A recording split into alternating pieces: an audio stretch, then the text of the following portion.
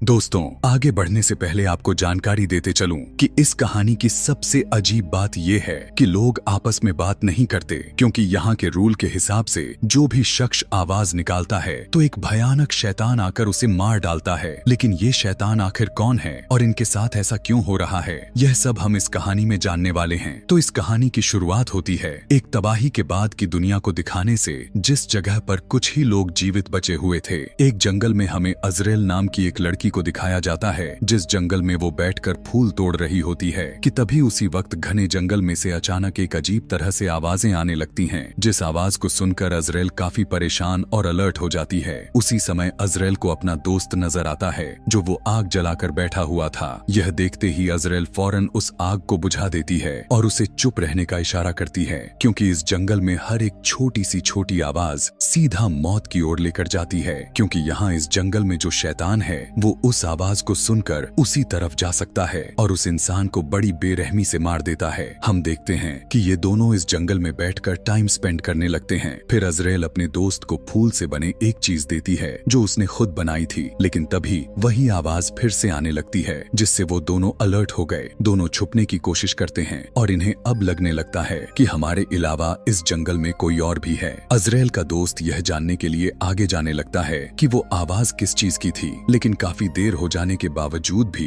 वो वापस नहीं आता। अब अजरेल को लगने लगता है कि मेरा दोस्त किसी मुसीबत में फंस चुका है, इसलिए वो जल्दी से वहाँ से भाग जाती है। भागते भागते रास्ते में उसे दो आदमी मिलते हैं जो अजरेल को पकड़ लेते हैं। उसी वक्त अजरेल को एहसास हुआ कि उसके दोस्त को भी किसी ने पकड़ लिया है। इन दोनों को अलग अलग गाड़ी में डालकर ये लोग कहीं लेकर जाने लगते हैं। यहाँ पर अजरेल गाड़ी से बाहर निकलने की कोशिश तो करती है, लेकिन उसकी कोशिश नाकामयाब रहती है। अजरेल को एक जगह पर लाकर बांध दिया जाता है। वहाँ पर पहले से कुछ और भी लोग थे। उनमें से एक लड़की भी थी जिसका नाम जोसेफाइन था। वो चाकू से अजरेल के पैर पर एक कट लगाकर उसे जख्मी कर देती है, जिससे उसका खून बहने लगता है। यह कर कर सभी के सभी अजीब तरह से मंत्र पढ़ना स्टार्ट कर देते हैं। यह देखकर अजरेल को समझ आ जाती है ये सभी कल्ट का हिस्सा हैं, यानी जादू टोना करने वाले ग्रुप का हिस्सा, और ये सभी एक रिचुअल जादू कर रहे हैं और ये शैतान की पूजा करते हैं। कि तभी अजरेल को एक शैतान नजर आता है जिसका शरीर ऐसा था जैसे वो पूरी तरह से जला हुआ हो। उसे देखकर अजरेल अपनी जान बचाने के लिए वहाँ से भागने की कोशिश करने लग जाती है। जहाँ पर बांधी गई थी वहाँ से अपने हाथ को छुड़वाने की कोशिश करने लगती है और काफी कोशिश के बाद वो कामयाब हो भी जाती है। और इससे पहले कि वो वहाँ से भाग पाती,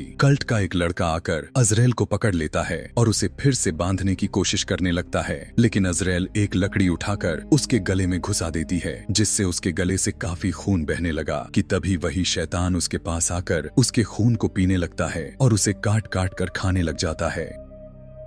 इसी मौके का फायदा उठाकर अजरेल वहाँ से भाग जाती है, लेकिन वहाँ के लोगों को पता चल जाता है कि अजरेल हमारे चंगुल से निकल चुकी है और उनका एक आदमी मारा जा चुका है। अजरेल अब काफी दूर तक आ गई थी। वो एक नदी के पास पहुंचकर अपने जख्मों को साफ करती है और पैर वाले जख्म पर बैंडेज करती है, लेकिन तभी वही जला हुआ शैतान उसके पास आ जाता है। अजरेल बिना कुछ बोले और बिना शोर किए पास के ही एक खंडर में चली गई छुपने के लिए, लेकिन वो शैतान उसे ढूंढता हुआ वहाँ पर भी चला जाता है। अब अजरेल बहुत ज्यादा डर चुकी थी। वो सोचती है कि कोई आवाज ना करे ताकि वो शैतान उसके साथ कुछ गलत ना कर दे। शैतान को भी उसके बारे में पता नहीं चल पाया और वो केव से चला जाता है। अजरेल बाहर निकलकर आगे की तरफ जाने लगती है। कुछ दूर जाने पर उसे एक कबीला नजर आता है जहाँ पर कुछ लोग उस शैतान से बचकर रह रहे थे। उन्होंने अपने कबीले के चारों तरफ फेंस कंटीली तार लगाए हुए होते हैं ताकि कोई अंदर ना आ सके, लेकिन अजरेल फेंस से किसी तरह करके अंदर आ जाती है ताकि वो अपने दोस्त को ढूंढकर आजाद करवा सके, क्योंकि उसके दोस्त को यहीं पर लाया गया था। कि तभी उसे वही फूल मिलता है जो उसने अपने दोस्त के लिए बनाकर उसे दिया था। यहाँ पर अब उसे समझ आ चुका है कि अब उसका दोस्त इस दुनिया में नहीं रहा, वो मर चुका है, जिससे उसे बहुत गुस्सा आता है। तभी यहाँ पर वही जोसेफाइन नाम की वही औरत आती है। वो एक बूढ़ी औरत को चेक करने जाती है जिसकी हालत काफी ज्यादा खराब थी, और ये औरत कोई और नहीं बल्कि जोसेफाइन की माँ थी। इसके बाद जोसेफाइन यहाँ से सीधा एक चर्च में जाती है। चर्च में कल्ट के काफी सारे लोग इकट्ठा होते हैं और वहाँ पर सभी के सभी शैतान की पूजा करने में लीन थे।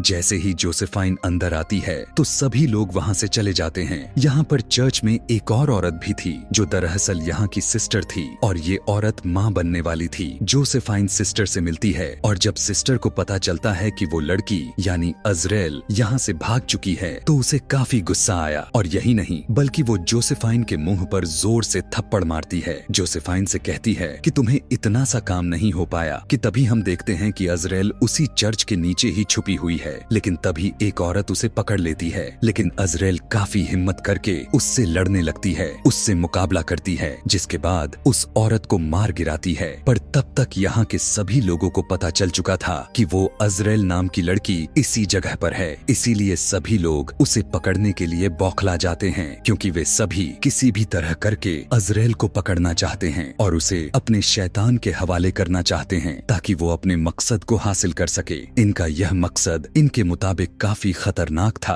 अब वो क्या था, इसका जवाब हमें आगे जाने के बाद ही पता चलेगा। और अब अजरेल को भी पता चल जाता है कि वे सभी लोग मिलकर उसे ढूंढ रहे हैं। खुद को बचाने के लिए वो वहाँ से भागते हैं, लेकिन उसका पैर फेंस में काफी बुरी तरह फंस जाता है। किसी तरह वो अपना पैर निकालकर जंगल की तरफ भाग जाती है और वो बिना पीछे देखे हुए सिर्फ भागती रहती है और वो काफी दूर तक आ चुकी थी। रात भी हो गई थी और वो काफी थक भी चुकी थी, इसीलिए वो एक पत्थर के पास रुक जाती है आराम करने के लिए। लेकिन पत्थर के पास ही एक और शैतान बैठा हुआ था।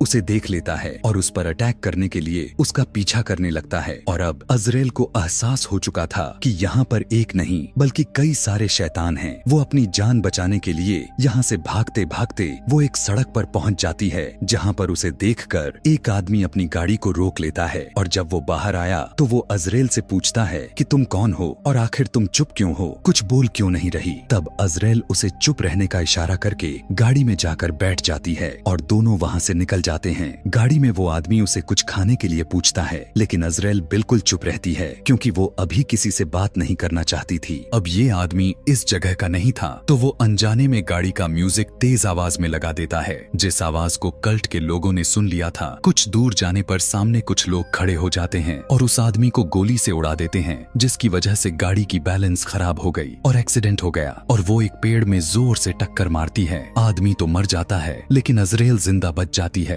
गाड़ी से उतरकर वहाँ से भागने लगती है। एक आदमी उसे पकड़ लेता है, उसे भागने नहीं दे रहा था। आदमी के पास गन थी जो उससे लड़कर छीनकर उसे शूट करके वहाँ से भाग जाती है। काफी दूर जाने के बाद वो अपने दोस्त को देखती है जो अभी वो जिंदा होता है, लेकिन उसके दोस्त ने यहाँ पर एक ट्रैप बिछाया हुआ था ताकि शैतान को पकड़ सके। लेकिन अजरेल का पैर उस पिंजरे में फंस जाता है और वो पेड़ से उल्टा लटक जाती है कि तभी वहाँ पर कल्ट का एक आदमी भी आ जाता है। वो इन्हें मारना चाहता था ताकि ये इन्हें शैतान को सौंप सकें। जब आगे बढ़ता है तो उसे पकड़कर गिरा देती है, जिसकी वजह से वो आदमी जो मारने आया था वो काफी जख्मी हो जाता है। उस आदमी की काफी सारे खून बहने लगा, जिस खून की स्मेल से शैतान यहाँ पर आ जाता है, जो पहले उसके पूरे खून को पीता है और फिर बाद में उस आदमी को खा भी जाता है। फिर वो अजरेल की दोस्त की तरफ बढ़ा, साथ ही अजरेल को भी खाने की कोशिश करने लगा। अजरेल भी पेड़ पर चढ़ जाती है, शैतान भी चढ़ जाता है, लेकिन अजरेल किसी तरह करके अपने आप को आजाद कर लेती है, लेकिन अपने दोस्त को खो देती है। उसे नहीं बचा पाती क्योंकि शैतान उसे बुरी तरह से खा जाता है, जिसे देखकर अजरेल वहाँ से भाग जाती है। लेकिन उसे अपने दोस्त का काफी दुहक भी होता है। अब वो फैसला करती है कि अब अपने दोस्त की बदला लेकर ही रहेगी, इसीलिए वापस वो उस जगह पर जाती है जहाँ पर कल्ट के लोग रहते हैं। वहाँ पर जाकर अजरेल ठीक उसी तरह से आवाज निकालने लगती है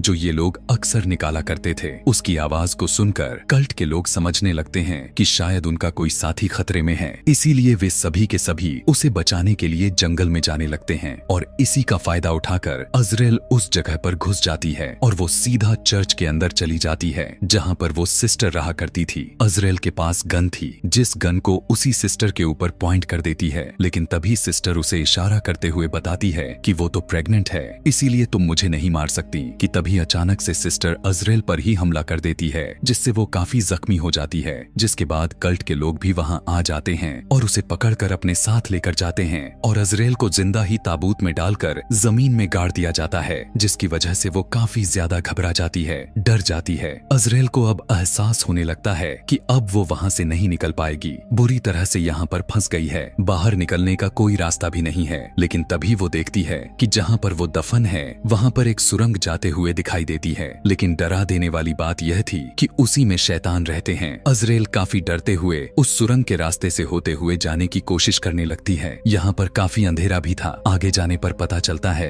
कि यहाँ रहने वाले शैतानों ने मुझे देख लिया है, इसीलिए वे शैतान उसके पीछे पड़ जाते हैं। इसीलिए वो वापस भागकर उसी जगह पर चली जाती है जहाँ से वो आई थी। पर तभी एक शैतान ठीक अजरेल के ऊपर चढ़ जाता है। वो उसके खून को सूंघता तो है, लेकिन अजीब वाली बात यह थी कि वो उसे कुछ नहीं करता, छोड़ देता है, क्योंकि अजरेल के हाथ पर उस प्रेग्नेंट सिस्टर का खून लगा हुआ था, जिससे शैतान को लगता है कि यही वो प्रेग्नेंट औरत है जो हमारे आने वाले वंश को जन्म देने वाली है, यानी शैतान के बच्चे को जन्म देने वाली है। इसीलिए अब कोई भी शैतान अजरेल को कुछ नहीं कहता और इसी तरह से उसकी जान बच जाती है। फिर कल्ट के सभी लोग अपने अपने टेंट में वापस आ जाते हैं। अजरेल भी एक सुरंग के रास्ते से बाहर आ जाती है, क्योंकि सुरंग का रास्ता एक टेंट से बाहर निकलता था, जिस जगह से वो बाहर निकल गई थी। आगे हम चर्च में सिस्टर को देखते हैं जो वो अपने पेट की जख्मों को साफ कर रही होती है। पर तभी यहाँ पर जोसेफाइन आकर उसकी मदद करने लग जाती है। लेकिन तभी यह पता चलता है कि बाहर किसी टेंट में आग लग गई है और ये टेंट वही होता है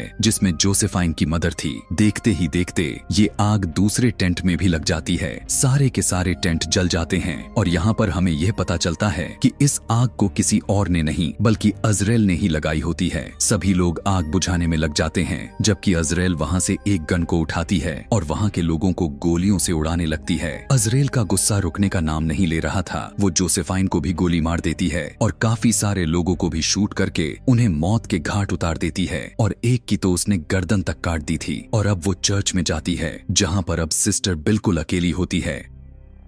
यहाँ आते ही दोनों के बीच में घमासान लड़ाई शुरू हो जाती है। यहाँ पर हमें तो पता था कि सिस्टर प्रेग्नेंट थी, लेकिन इसके बावजूद भी वो अजरेल पर भारी पड़ रही थी। वो अजरेल को मारने की कोशिश करती है कि तभी सिस्टर की तबीयत बिगड़ जाती है, यानी अब उसे उस शैतान को जन्म देने का टाइम हो गया था। लेकिन तभी यहाँ पर जोसेफाइन भी गन लेकर आ जाती है, क्योंकि वो मरी नहीं थी, बस गोली लगने की वजह से जख्मी हो गई थी। जोसेफाइन अजरेल पर गोली चलाती तो है, लेकिन वो किसी तरह बचकर छुप जाती है। पर अब अजरेल जोसेफाइन पर हमला कर देती है और इन दोनों में फिर से खतरनाक लड़ाई हो जाती है कि तभी अजरेल एक बड़ी सी चाकू को उठाकर जोसेफाइन के गर्दन पर ही मार देती है, जिससे जोसेफाइन वहीं पर अपना दम तोड़ देती है। जिसके बाद अब बारी थी सिस्टर की, लेकिन सिस्टर ने अपने बच्चे को पैदा कर दिया होता है, लेकिन अब उसे खुद अपने बच्चे से डर लगने लगता है। वो उसी चाकू को उठाकर अपना ही गला काट लेती है, जिससे उसकी वहीं पर मौत हो जाती है। और अब अजरेल उस बच्चे को देखने के लिए आगे जाती है और उसे अपने हाथ में लेने की कोशिश करने लगती है। साथ ही हम चर्च के बाहर देखते हैं कि बहुत सारे शैतान वहाँ पर आ जाते हैं। यहाँ पर हमें पता चलता है कि वो बच्चा एक बच्चे की तरह नहीं बल्कि उसका चेहरा